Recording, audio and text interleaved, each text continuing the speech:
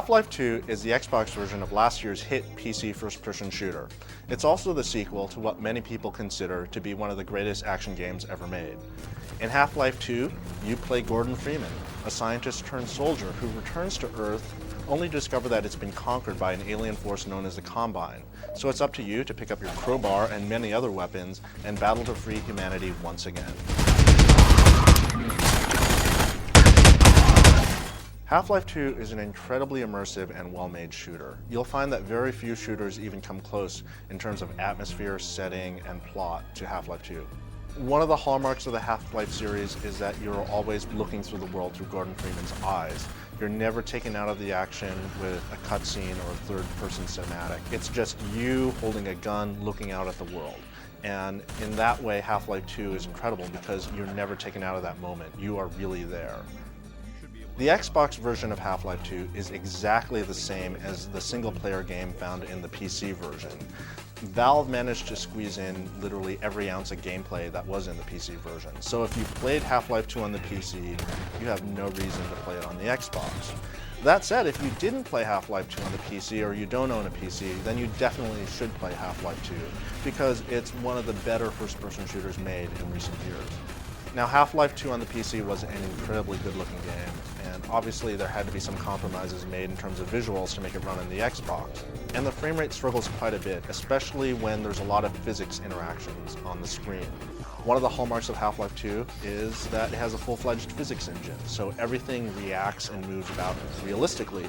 And this lets you do a lot of cool things. The designers created levels where there are all sorts of traps and such, so if you blow up one barrel, it sets off a chain reaction that blows up all the other barrels and everything in the room flies around. Now, of course, when this happens on the screen in the Xbox version, you'll notice the frame rate just pretty much dies because it has to do all those calculations. But even then, though, the frame rate's still pretty good.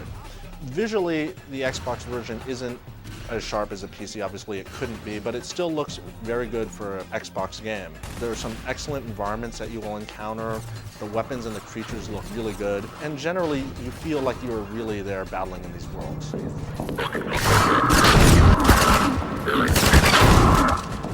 There's a lot of cool moments in Half-Life 2. I suppose one of my favorite ones just basically is when you're controlling the antlions, which are these giant insect things that you first encounter and they attack you, but as you go through the game you discover the way to control them. So you're running around Nova Prospect, which is this prison, and you're encountering all sorts of guards and sentry guns, and you can use the antlions to run interference for you or to take out the guards, and it's really cool because all of a sudden you have a bunch of teammates on your side and you don't care if they get killed or not, and they're pretty darn mean.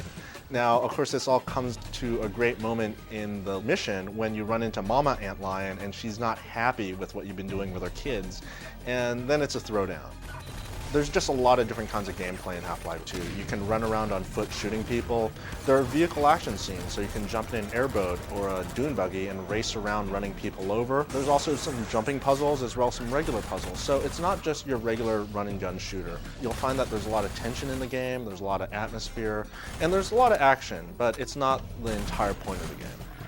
Now, if you played the PC version of Half-Life 2, you know that it shipped not only with a single-player game, but it also came with multiplayer in the form of Counter-Strike Source, which is the updated version of the world's most popular online action game.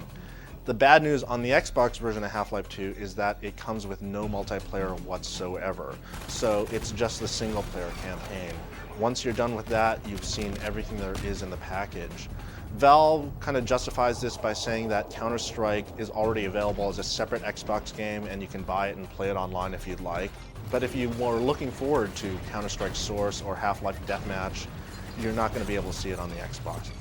Even with just the single-player campaign, Half-Life 2 is a really incredible experience. If you haven't played it on the PC, but you consider yourself a shooter fan, then you should definitely check it out, because you'll discover an extremely well-made game that has lots of great gameplay, lots of cool enemies, and a lot of things you haven't seen before. Yes, despite the fact that it has no multiplayer and it's a single-player only game, Half-Life 2 is still a very good game. It's still a very good-looking game. Just don't expect anything beyond that, unfortunately, because at this point it's just a single-player campaign.